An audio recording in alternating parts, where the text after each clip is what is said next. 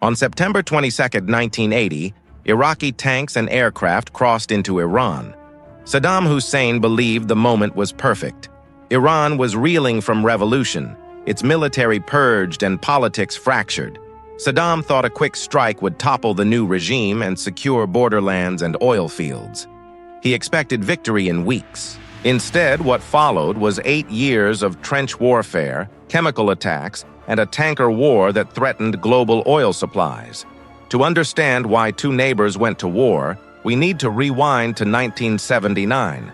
Iran's Shah was overthrown, and Ayatollah Khomeini rose to power. Overnight, a strong U.S. ally became an Islamic republic openly hostile to Western influence. The change sent shockwaves through Baghdad. Iraq's leadership feared the revolution would inspire Iraq's Shia majority. Saddam, a young and ruthless Ba'athist, saw both danger and opportunity. He wanted to weaken Iran, expand his influence, and seize control of disputed border areas, especially the oil-rich Khuzestan region. The two countries were not equals. Iran was larger, with a population near 38 million, a strong navy, and modern Western weapons left over from the Shah's rule. Iraq had about 13.5 million people, a Soviet-equipped army, and an elite Republican Guard loyal to Saddam. But numbers didn't decide the outcome. Iran's revolution had thrown its institutions into chaos, while Iraq's military, though well-armed, suffered from internal purges and poor leadership. Iraq's opening move was an all-out assault.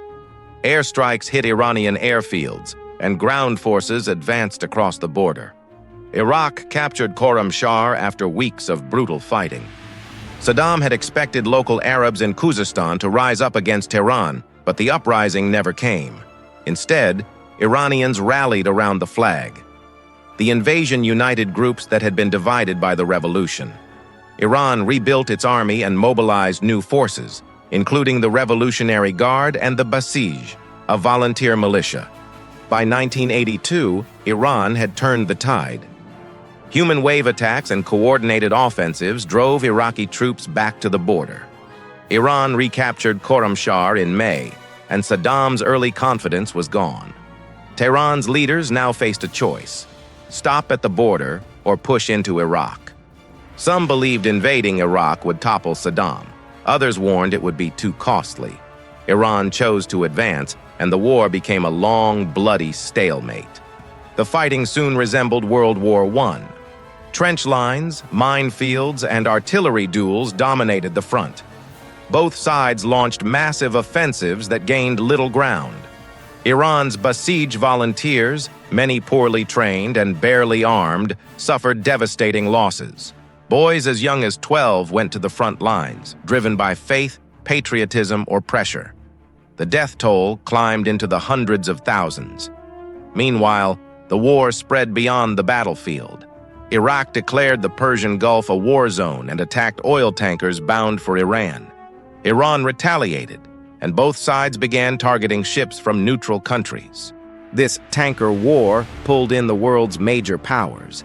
The US, the Soviet Union, and European navies began escorting oil shipments. The global economy trembled under the threat of disrupted oil supplies. Weapons poured in from all over the world. The Soviet Union, France, China, and others armed Iraq. Iran relied on smuggling, black markets, and captured equipment. The U.S. publicly claimed neutrality, but quietly tilted toward Iraq, seeing Iran's revolutionary regime as the greater threat. Cold War politics turned the war into a global proxy conflict.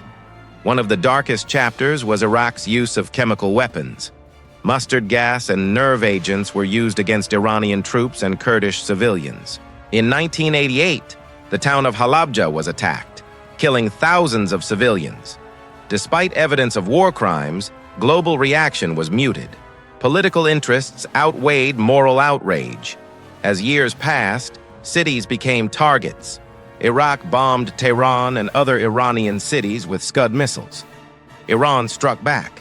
Civilians lived under air raids and rationing. Schools and hospitals were destroyed. The war's human cost was unbearable. Both sides were exhausted, economies shattered, and morale drained. By 1988, neither Iraq nor Iran could continue. The United Nations pushed through Resolution 598, calling for a ceasefire. Iraq accepted quickly.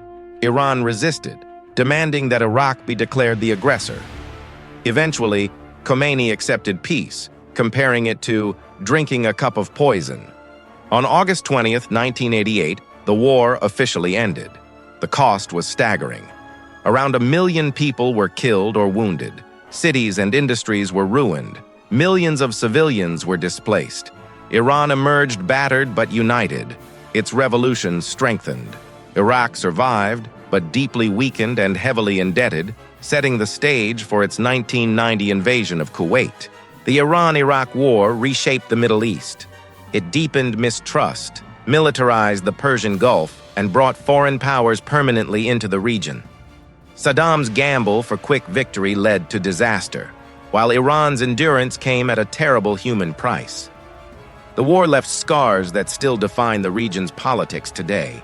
8 years of bloodshed proved one thing: when leaders chase pride and power over peace, it's ordinary people who pay the price.